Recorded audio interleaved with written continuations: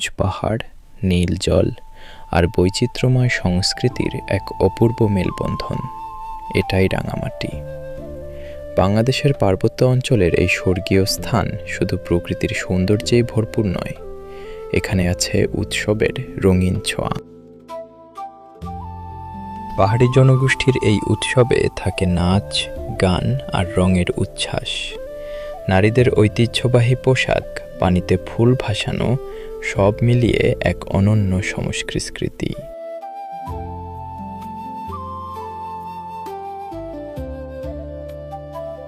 রাঙামাটির হাটবাজারগুলো যেন এক একটা জীবন্ত গল্প।